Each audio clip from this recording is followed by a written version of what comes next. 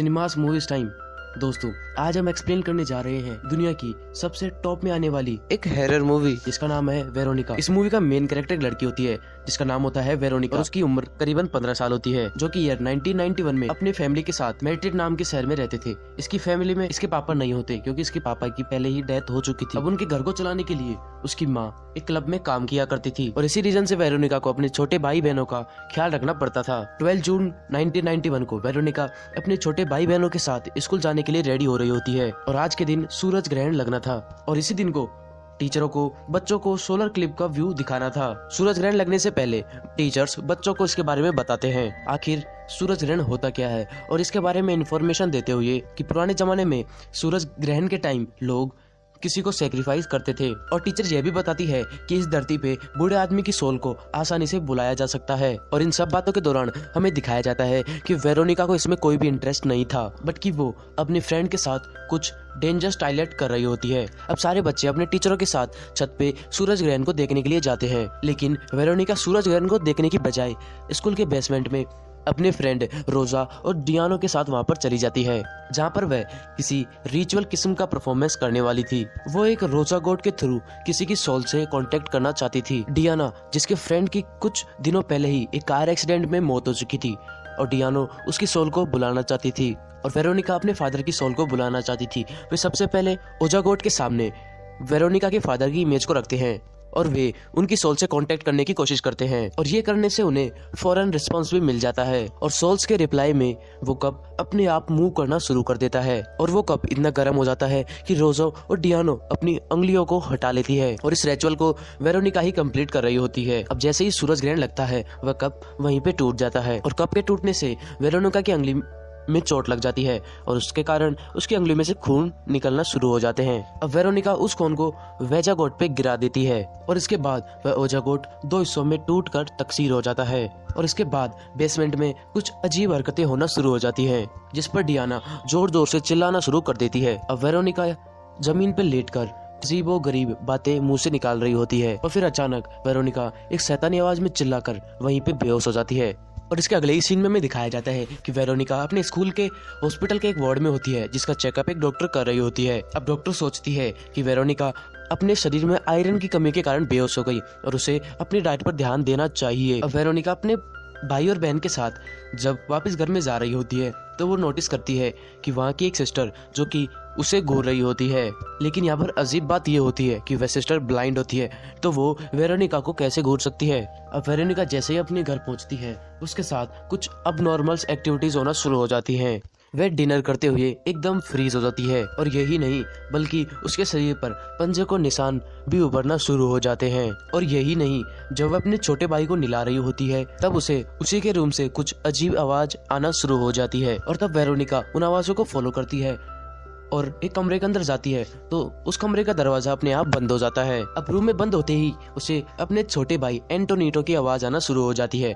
वो किसी तरह उस रूम से निकलकर वॉशरूम तक पहुंच जाती है जहाँ पर एंटोनिटो टब में बैठकर चिल्ला रहा होता है। किसी ने गर्म पानी का वॉल्व खोल दिया होता है जिससे कि एंटोनिटो की स्किन जल चुकी थी। अब वेरोनिका अपने छोटे भाई की स्किन पर कुछ मेडिसिन लगा रही होती है जिससे कि उसकी स्किन सही हो सके और उसी रात को वह एक बहुत ही डरावना ख्वाब देखती है। उस ख्वाब में वह देखती है कि उसके फादर उसके सामने हैं और वह उसे बुला रहे हैं और तभी काफी सारे शैतानी हाथ उभरते हैं और वेरोनिका को खींचने लगते हैं और इतने में ही वेरोनिका के फादर भी ब्लैक डीमन बन चुके थे और वह वेरोनिका पे अटैक करने का कमांड दे देते हैं।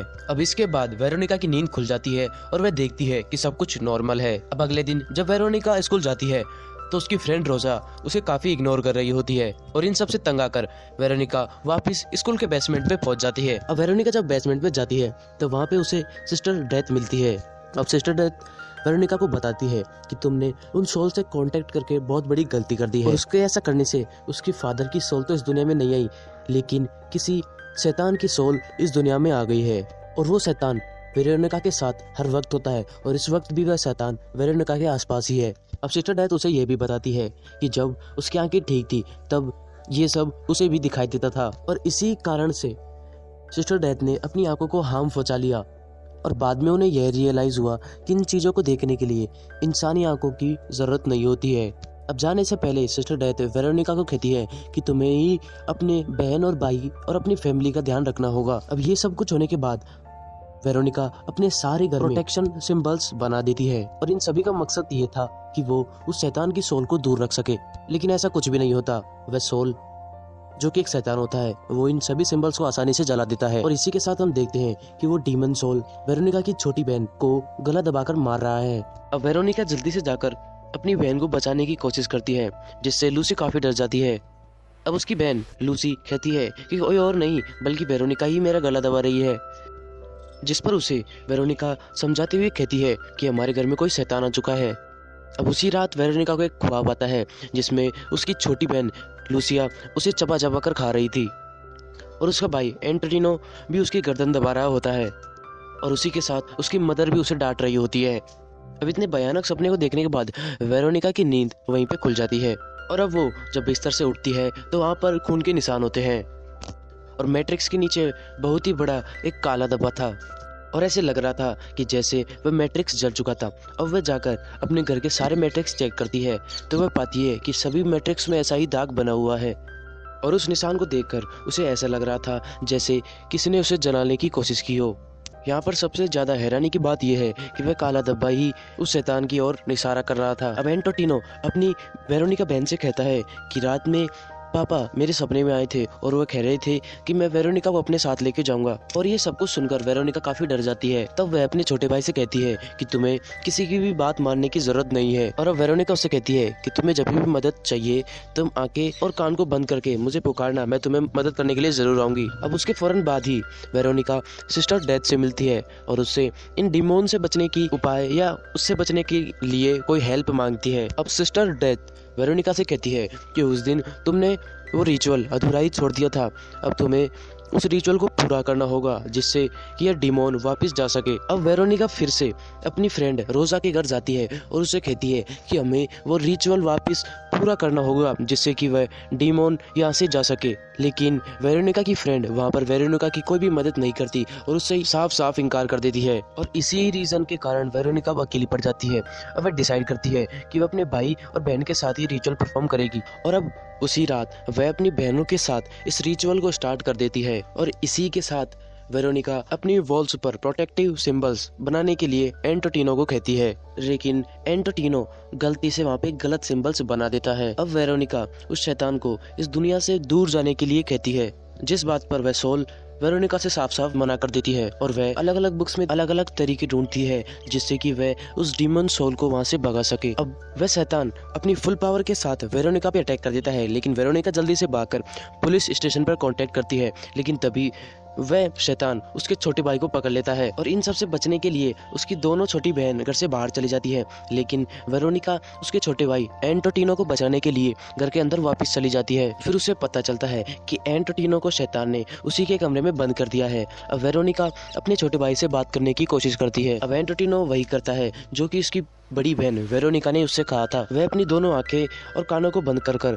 वेरोनिका को ही पुकार रहा होता है। अब वेरोनिका को अपने अंदर कुछ अजीब फील हो रहा था। अब असल बात ये होती है कि वह शैतान ना तो वेरोनिका के घर में था ना इस दुनिया में, बल्कि वह वेरोनिका के ही अंदर होता है। अब यहाँ पे राज ये खुलता है कि उस दिन वेरोनिका ने ही अपने छोटे भाई एंटोनिनो को उस बात में गर्म पानी करके डाल दिया था और जब वह अपने सेंसेस में वापस आई तो उसने अपने छोटे भाई को बचा लिया था। और यही नहीं, वह अपनी छोटी बहन लूसिया के गले को भी खुद ही दबा रही थी। अब जब वो अपने होश में आई उसने ये सब कुछ बंद कर दिया और इसके अलावा जो भी वेरोनिका के घर में हो रहा था उसमें भी उसी का हाथ होता है।